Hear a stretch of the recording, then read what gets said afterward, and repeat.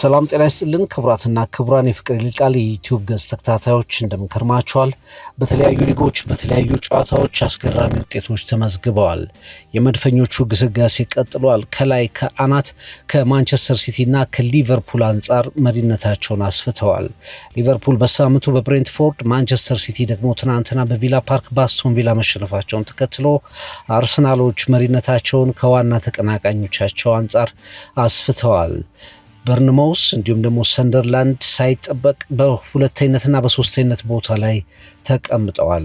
ፕሪሚየር ሊጉ እንመለከተዋለን። በተለይም የመድፈኞቹን ጨዋታ እናየዋለን። ዓለም በጉጉት የተጠበቀው ሁሉም ነገር የነበረው ጨዋታ ኤል ክላሲኮ በመጨረሻ ሪያል ማድሪዶች ስቀዋል። ኪሊያን ምባፔ 12ኛው ደቂቃ ላይ ለማድሪድ፣ ፌርሚን ሎፔዝ በ38ኛው ደቂቃ ላይ ለባርሰሎና፣ በኋላ ጁድ ቤሊንግሃም እንደዚሁ ለማድሪድ የማሸነፊያውን ጎል አስቆጥረዋል። ፔናልቲ የተሳተበት፣ ብዙ ጎሎች በኦፍሳይድና በተለያዩ ምክንያቶች የተሻሩበት፣ በመጨረሻ ቀይ ካርድም የነበረው ለፔድሪ ለባርሰሎናው ኮከብ የተሰጠበት፣ እንዲሁም ደግሞ ልክ ኤል ክላሲኮች ላይ እንደምናየው ሁሉ ውጥረቶች ወደ ጉሽሚያ የተላለፉበት፣ ከሜዳ ውጪ ብዙ ነገር የተነገረበት ኤል ክላሲኮ ነበር። ሁለቱንም ጨዋታዎች በትንታኔያችን እንመለከተዋለን። አስቀድመን አርሰናል ከክሪስታል ፓላስ ኤምሬትስ ላይ የነበረው ጨዋታ 1-0 በሆነ ውጤት ተጠናቋል። ጨዋታው በጣም አሰልቺ በሚባል ደረጃ መገለጽ ይችላል። ኤብሪቼ ኢዜ 39ኛው ደቂቃ ላይ ያስቆጠራት ኳስ ብቸኛዋ 3 ነጥብ ያስገኘችው የጎል አጋጣሚ ሆናለች ለመድፈኞቹ። ሊቨርፑሎች በብሬንትፎርድ፣ ማንቸስተር ሲቲ በአስቶን ቪላ መሸነፋቸውን ተከትሎ ግን አርሰናሎች በተከታታይ ሳምንታት የራሳቸውን ጨዋታ ብቻ ሳይሆን የተጋጣሚዎቻቸውን ነጥብ መጣልም በግሩም ሁኔታ እየተጠቀሙበት ይገኛሉ። እንደገለጽኩት የመጀመሪያው አጋማሽ በተለይ የመጀመሪያዎቹ 30 ደቂቃዎች በእውነት በጣም ለገለልተኛ ተመልካች ለማየት በጣም ከባድ የሆኑ ነበሩ ማለት ይቻላል። አርሰናል እስከ 33ኛው ደቂቃ ላይ ድረስ አንድም ሾት ማድረግ አልቻለም። ወደ ክሪስታል ፓላስ ሜዳ ተጠግቶ አንድም ሙከራ ማድረግ አልቻለም። ያ ብቻ አይደለም፣ የክሪስታል ፓላስ ቦክስ ውስጥ የግብ ሳጥን ውስጥ እንኳን መድረስ የቻለበት አጋጣሚ አልነበረም። ወደ 33ኛው ደቂቃ ላይ ሊያንድሮ ትሮሳርድ የመታትና ግብ ጠባቂው ዲን ኤንደርሰን የያዛት ኳስ የመጀመሪያ ሾቱ የመጀመሪያ ጥረት ሆና ተመዝግባለች። ኤዜ በሁለተኛ የአርሰናል ጎል ጥረት ነው ጎሏን ያስቆጠራት። በሁለተኛው የጎል አቴምፕት ኤዜ ለአርቴታ ቡድን ጎል አስቆጥሯል። ሚኬል አርቴታ በእርግጥ እንደተናገረው በዚህ ሲዝን በዚህ የውድድር ወቅት ከምንም በላይ ቫልዩ የምናደርገው ከምንም በላይ ዋጋ የምንሰጠው ለጨዋታ ድሎች ነው ሲል ተናግሯል። እውነትም አርሰናል የሚያስፈልገው ይሄ እንደሆነ በተደጋጋሚ ይታወቃል። ጨዋታው ምንም ይሁን ምን አርሰናል 3 ነጥቦችን ግን መውሰድ ችሏል። በእርግጥ ከጨዋታ በፊትም ሚኬል አርቴታ የዚህ ጨዋታ ክብደት ምን ሊሆን እንደሚችል ግምቱን አስቀምጦ ነበር። አንደኛ አርሰናል በየ3 ቀኑ ነው የሚጫወተው። ሁለተኛ በፕሪሚየር ሊጉ በጣም ኦርጋናይዝድ ከሆኑና በጣም ጥሩ አቋም ላይ ከሚገኙ በወቅታዊ አቋማቸው ባለፉት 19 ጨዋታዎችን ሽንፈት ወዳልተመለከቱት ክሪስታል ፓላሶች ጋር የሚደረግ ጨዋታ ጋር ከመሆኑ ጋር በተያያዘ ጨዋታው ከባድ ሊሆን እንደሚችልም ተናግሮ ነበር። ስለ ክሪስታል ፓላሶች ሲናገርም ተስፋ እንድትቆርጥ ሊያደርጉ ይችላሉ፣ በስሜት ወደ አንድ ነገር አይገቡም፣ ያሰቡትን ነገር ለመፈጸም በዲሲፕሊን እስከ መጨረሻው መቆየት የሚችሉ ናቸው ብሎላችሁ ነበር። በዚህ ሰዓት አንድ አርሰናል ውጤት እንደሚፈልግ ቡድን፣ ለሻምፒዮናት እንደሚጠበቅ ቡድን ብዙ ስሜታችንን ተቆጣጥረን ጨዋታዎችን ማሸነፍ ይገባናል ሲል ተናግሯል። ከስሜታዊነት ወጥተን ኦፖርቹኒቲዎችን እየተጠቀመን እድላችንን እየወሰድን መቀጠል ይኖርብናል። ምክንያቱም ከማንኛውም ነገር በላይ አርሰናል ዋንጫ ስለሚያስፈልገው ሲል ሚኬል አርቴታ ተናግሯል። ኤምሬትስ በአብዛኛው ብዙ ቁጭ ብድግ የሚያደርጉ ክስተቶችን አልተመለከትንበትም። እንደውም አርሰናል በአብዛኛው በባክ ፓሶች ነገሮችን ይከውን ነበር። ወደፊት የሚሄዱ ሽግግሮች በጣም በቂ አልነበሩም ማለት ይቻል ነበር። የመጀመሪያዎቹ 2 አማራጮችም የተገኙት ለጎል የቀረቡ አማራጮችም አርሰናል ከሚታወቅበት ከሴት ፒስ ከተገኙ አጋጣሚዎች ነው። ጎሏም የተቆጠረችው በዛ አማካይነት ነው። ግን ምን ቸገረን ብሏል ሚኬል አርቴታ። ዋናው ነገር በዚህ ሰዓት አርሰናል የሚፈልገው የጨዋታ 3 ነጥብ ነው ሲል ተናግሯል። ክሪስታል ፓላስ በእርግጥ 19 ጨዋታዎችን አልተሸነፈም። ይሄ በክለቡ ታሪክ ሪከርድ ነው። በወቅታዊ አቋሙ በዲሲፕሊኑ በጣም ምርጥ ከሚባሉ ቡድኖች መካከል አንዱ ሆኖ ይገኛል። ሊቨርፑልን አሸንፏል። እንግዲህ የሊቨርፑል ቀውስ የሚጀምረው ከክሪስታል ፓላስ ሽንፈት በኋላ እንደሆነ ይታወቃል። ለመጨረሻ ጊዜ በኤፕሪል 16 በኒውካስል ዩናይትድ 5-0 ከተሸነፉ በኋላ የመሸነፍ ታሪካቸውን ማቆም ችለዋል። ፓላሶች የመከላከል አቅማቸው በጣም ድንቅ ነበር። አርሰናል ይህንን መከላከል ለመስበር ብዙ ተቸግሮ ነበር። የመጀመሪያዎቹ ሀፍ በተለይ የመጀመሪያው 45 ደቂቃ ላይ የዙቤሜንዲ፣ የቡካዮ ሳካ፣ የኤዜ፣ የሳሊባ ፓሶች ሁሉ ለታሰቡት ዓላማዎች አይደርሱም ነበር፣ ይቆራረጡ ነበር። ዩሊየን ቲምበር ወደፊት ከሳካ ጋር ሚና ተሰጥቶት ለመጫወትና የማጥቃት እንቅስቃሴን ለማሳለጥ የነበረው እንቅስቃሴ ያን ያህል አመርቂ አልነበርምና አርሰናል የሚታወቀውን አርሰናል አልመሰለም። ግን ደግሞ ያው እንዲህ አይነት ቡድኖች የሻምፒዮንነት ቡድኖች በወሳኝ ሰዓት ላይ ወሳኝ እድሎችን ይጠቀማሉ። የዘንድሮ አርሰናል የሚለየው በዛ ይመስለኛል። ኤብሪቼ ኢዜ በቀድሞ ክለቡ ላይ ጎል አስቆጥሯል። በፕሪሚየር ሊጉ ለአርሰናል የመጀመሪያ ጎሉ ሆኖ ተመዝግቧል። እንግዲህ ሚኬል አርቴታ ትልቅ ተጫዋቾች ይህንን ነው ማድረግ የሚችሉት ብሎ ገልጾታል።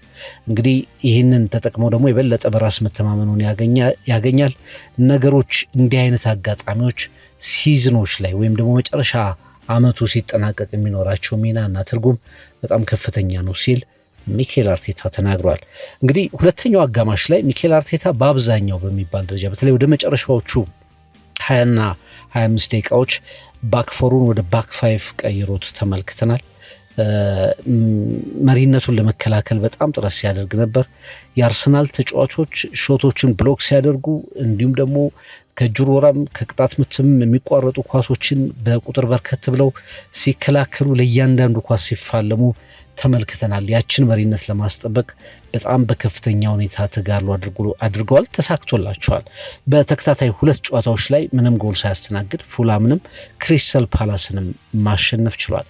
እንግዲህ ውጤቱ 6 ነጥቦችን ከማንቸስተር ሲቲ 7 ነጥቦችን ከሊቨርፑል ከፍ እንዲሉ አድርጓል። በእርግጥ በመሃል በርንማውዝና ሰንደርላንድን የመሳሰሉ ክለቦች መጥተዋል። ግን የአርሰናል ቀጥተኛ የታይትል ተፎካካሪዎች ሲቲና ሊቨርፑል ይሆናሉ ተብሎ ነው የሚታሰበው። ከዚህ አንጻር የ6 እና የ7 ነጥብ መሪነቶችን ማሸነፍ ችሏል።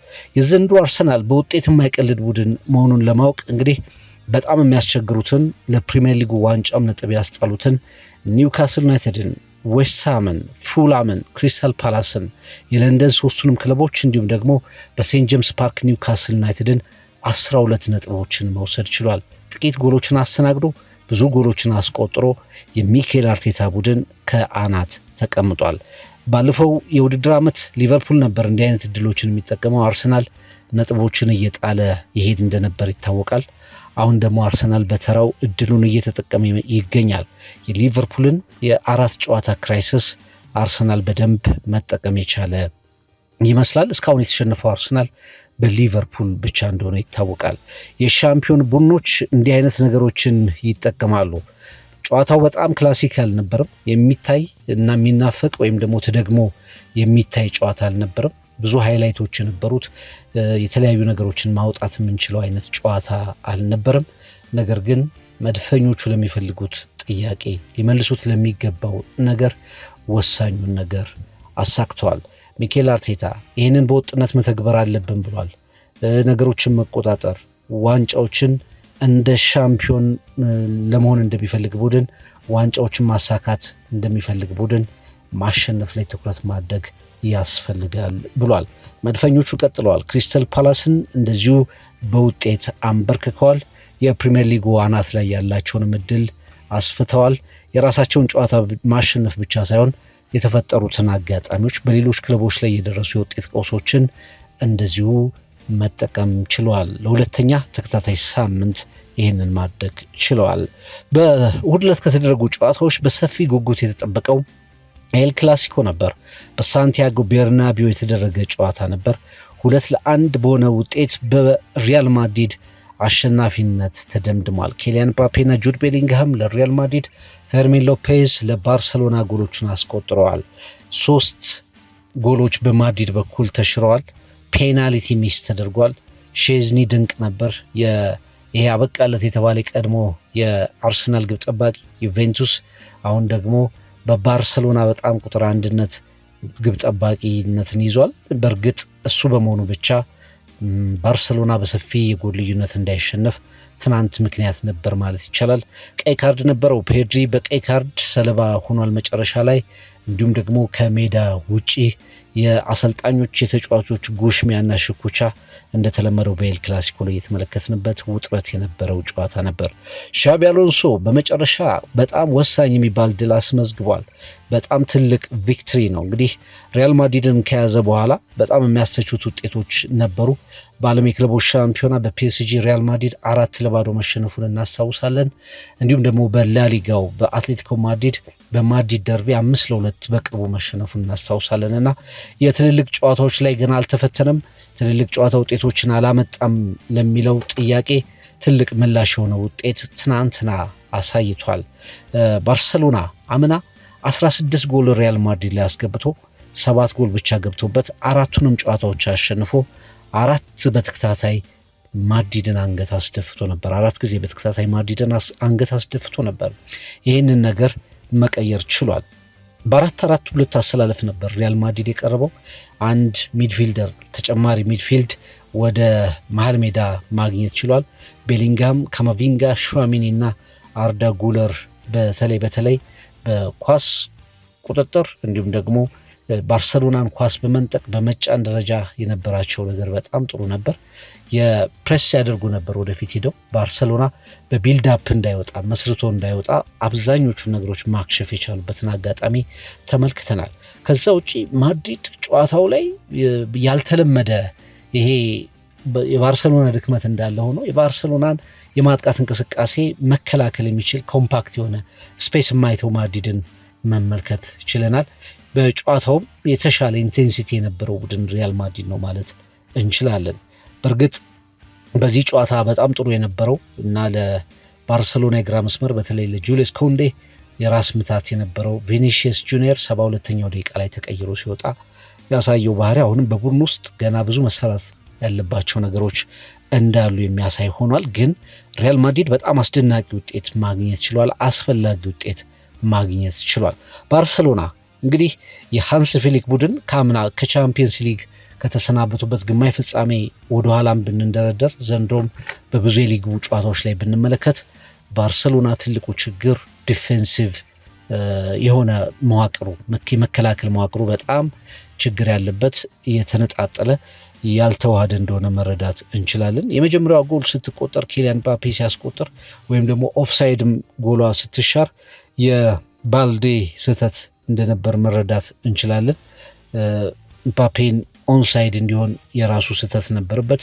ሁለተኛውን ጎል ሪያል ማድሪድ ሲያስቆጥር ጁድ ቤሊንግሃም በነፃነት ብቻውን የተጨረፈ ኳስ አግኝቶ አንድም የባርሰሎና ተጫዋች አጠገቡ ሳይኖር በቀላሉ በታፒን ደገፍ ብሎ እንደማለት ነው ያስቆጠራት ኳስ ነበረች። ከዛ ውጪ ቅድም ሲል የማድሪድ ጥሩ ተጫዋች የነበረው ቪኒሺየስ ጁኒየር በአንድ ለአንድ አጋጣሚዎች ኮንዴን ሲያሰቃዩ የተመለከትንበት ነበር። ጋርሲያ በእጁ ሆን ብሎ በሚመስል ሁኔታ ፔናልቲ እንዲሰጥ አድርጎ ነበር። በኋላ ኬሊያን ምባፔ ፔናልቲዋን አመከናት እንጂ የባርሳ መከላከል ብዙ ክፍተቶች የታዩበት ነበር። ከዛ ውጪ ግብ ጠባቂው ሼዝኒ ያዳናቸውን በርካታ ኳሶች ሳንረሳ ማለት ነው። ስለዚህም ትናንትና ኩባርሲንና ጋርሺያን ነበር ያጣመሩት። ይሄ ባርሰሎና ኳስ ይዞ ለመጫወት የሚያደርገውን ነገር የሚያግዝ የተከላካይ መስመር ጥምረት ነው በሚል ነገር ግን ብዙዎች ኩባርሲና አራሆ መሆን ነበረባቸው የሚል ትችት እየሰጡ ይገኛሉ። ነገር ግን የባርሰሎና መከላከል በአጠቃላይ በጣም ስስ እንዲሁም ደግሞ ያልተረጋጋና በነገሮች በውሳኔዎች ላይ እርግጠኝነት የማይሰማው ባርሰሎናን ተመልክተናል።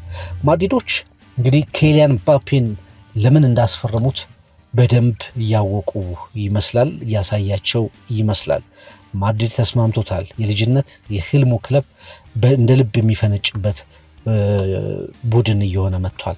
እንግዲህ ትናንት ጎል ተሽሮበታል፣ ፔናልቲ አምክኗል፣ 2 ጎሎች በኦፍሳይድ ውሳኔዎች ተሽለውበታል፣ ጎል አስቆጥሯል።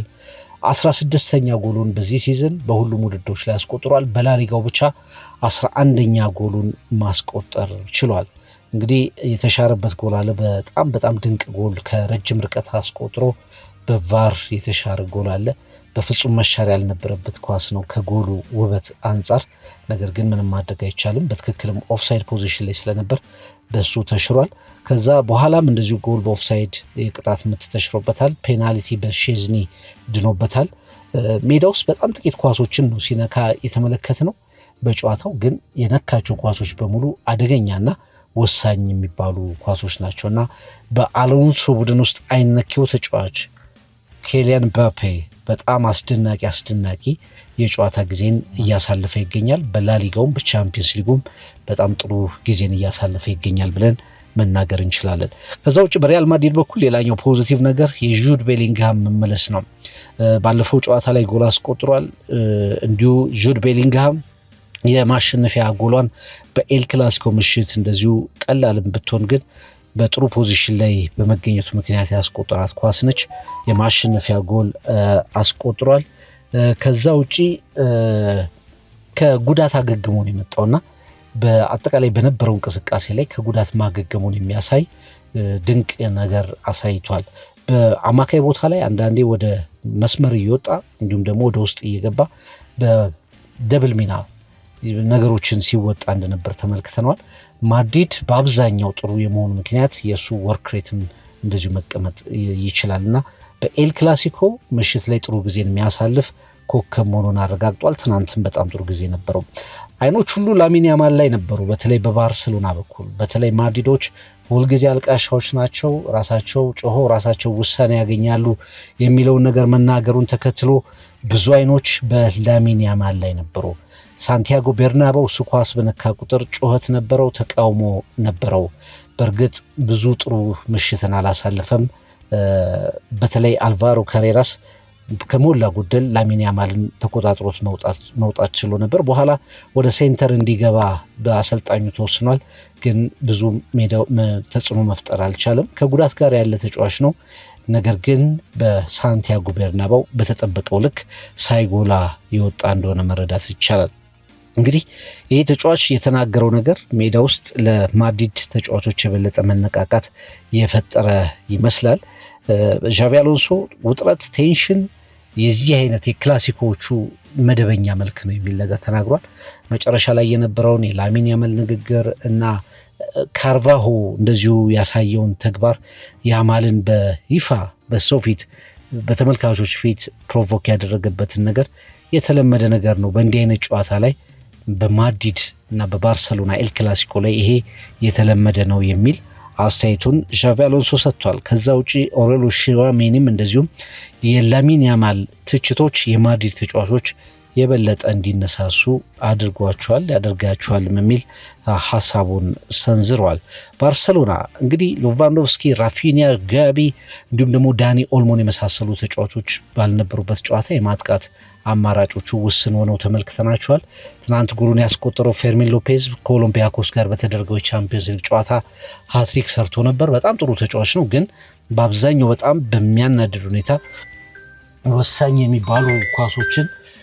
የሚባሉ ኳሶችን ለተጋጣሚዎቹ ለቅርብ ተጋጣሚዎቹ ለአጋሮቹ ለመስጠት ሲቸገር ተመልክተን ነበር። በፖዚሽን በሚይዘው ቦታ በጣም ጥሩ ተጫዋች ነው። ነገር ግን ኳስ በትክክለኛው ሰዓት ለትክክለኛ ለወዳጅ አብሮት ለሚጫወተው ተጫዋች መስጠት ላይ ክፍተት ተመልክተንበታል። በጥሩ ፖዚሽን ላይ ለሚገኝ የቡድኑ ተጫዋች ኳስ ከመስጠት ይልቅ ራሱ መሞከርን የሚያስቀድም ተጫዋች መሆኑ ባርሰሎናን በተወሰኑ አጋጣሚዎች ላይ ዋጋ ሲያስከፍለው ተመልክተናል። በሪያል ማድሪድ በኩል አሁንም እንግዲህ ጥሩ ነገሮችን ተመልክተናል።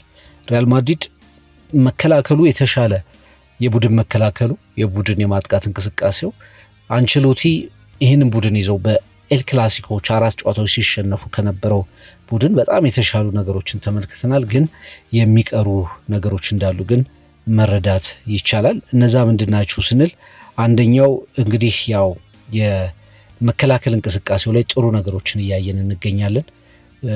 ሁለተኛው የተሻለ መግባባት በቡድኑ ላይ የተሻለ መግባባት የመሃል ሜዳው ላይም የተሻለ ኳስ ቁጥጥር ኮንትሮል ጌም ኮንትሮል እየተመለከተን እንገኛለን። እነዚህ ነገሮች ከተስተካከሉ ማድሪድ ወደፊት የበለጠና እየበሰለ የሚሄድ ቡድን መሆኑን ማረጋገጥ የሚቻል ይመስለኛል። ሪያል ማድሪድ በላሊጋው 5 ነጥቦችን ከባርሰሎና ከፍ ማለቱን ያረጋገጠበት ነበር። ጨዋታው ከመከናወኑ በፊት 2 ነጥቦች ነበሩ። በኋላ ላይ ግን ሻቪ አሎንሶና የቡድን አጋሮቹ ባሳዩት ተጋድሎ ከባርሰሎና ጋር ያለውን የነጥብ ልዩነት ወደ 5 ከፍ አድርገውታል። ይሄ የአዲሱ የሪያል ማድሪድ በራስ መተማመን እየመጣ መሆኑን ከአውሮፓ ቻምፒየንስ ሊግ ፊክስቸሮች ጋር የበለጠ እየጠነከረ መምጣቱን ያሳየ ሆኗል። ባርሰሎና በሃንሲ ፍሊክ ስር እንግዲህ 5ኛ ሽንፈቱን በዚህ ሲዝን መጎንጨቱ ነው። የመከላከል መረጋጋት በጣም በፍጥነት ይፈልጋል። የተጫዋቾች ጉዳት አሳሳቢዎች ናቸው።